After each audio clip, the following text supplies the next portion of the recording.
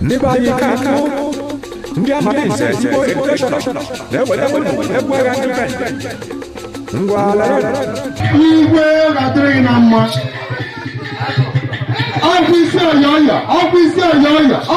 ọyọyọ unu na-ebe mmanwụ nwayọọ ndị ichi apụtara ọya ndị echichi apụtara nwokorobịa ma amụkwara ya n'obodo ahụ na ihe o ji ahụ eme achọrọ okorobịa kọwa war dance arịrị eribịa achọrọ ndị war dance arịrị bata n'obodo achọrọ ndị war dance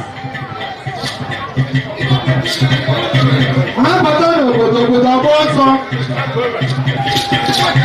unu lewe ha anya ọye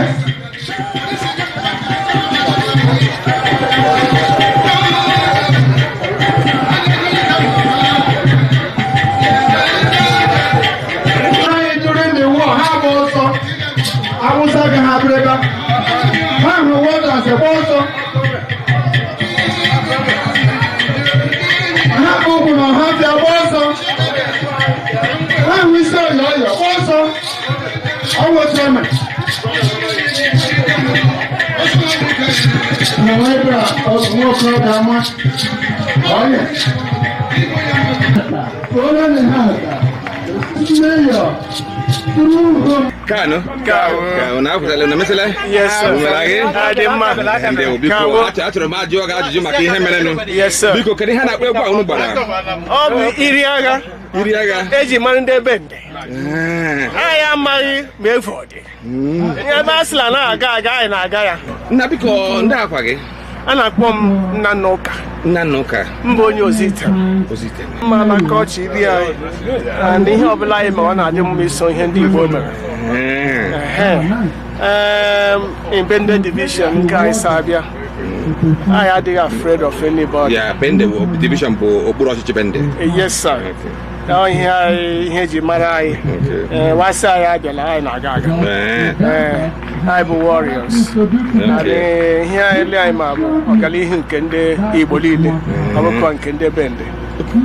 Kedu ebe unu na-amụ egwu a? Unu gbara egwu a nke dị egwu? Ihe dịla egwu a ọ dịla ọbara. Ịma nka mụrụ mmadụ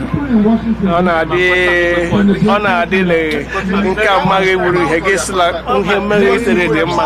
Anyị na-asala 5 years old tiri agha anaghị na-ete ya ụmụ onye na-eme anyị command anyị na-ese so ọ bụghị magic ọ dị na blood. Yes, sir. Ọ dị n'ọbara? Ọ dị n'ọbara. Okay. Yes, sir. Ihe mere nụ? Ihe mere n'Igbo ọ bụla anyị mere practice ị ga-ala anyị the other side. Ọ dịghị hard kama na ịmaghị the steps.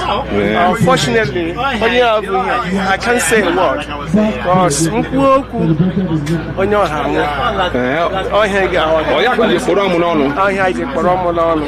You don't speak to anybody and you don't look body to anybody. Yes, sir. Biko ka ngodi isi ihe a unu bụ tụgharịgodi ya ma alete. M na-ezighị ya na-emeri isi ihe ọha anyị mgbe anyị gara agha ọ bụ eze ndị a niile bụ ndị kọsịra nsogbu n'obodo. Ndị obodo asịlawa chọrọ ndị ha enyere weka onye a bụ onye eze wa kaba akaba, onye abụrụ onye so onye eze, onye abụrụ onye bụ a troublemaker. So onye abụ ụzọ onye kokwu n'ụka. Onye ọma bụ ya kwuo ma okwu onye ọma ekwuo eze ọma anyị sị ị maghị ihe kwesịrị m gbufe isi ihe mere na oji anyị bụ ụzọ gbuo ya bụ onye ọma bụrụ isiwa alụ ya kpere ndị eze anyị na anyị emeriela agha. Kedu ihe na-akpọ ya? Ihe a bụ isi ọyọrọ. Isi ọyọrọ? Yes, sir. Isi ọyọrọ. Isi ọyọrọ.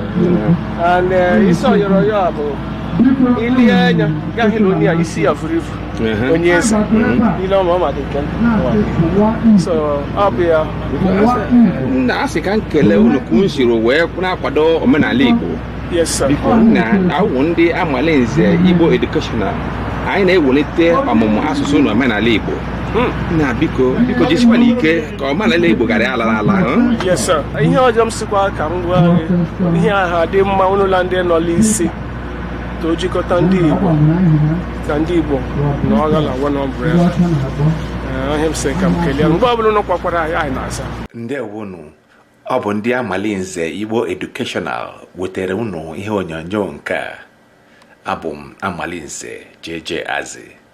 Ndewonu.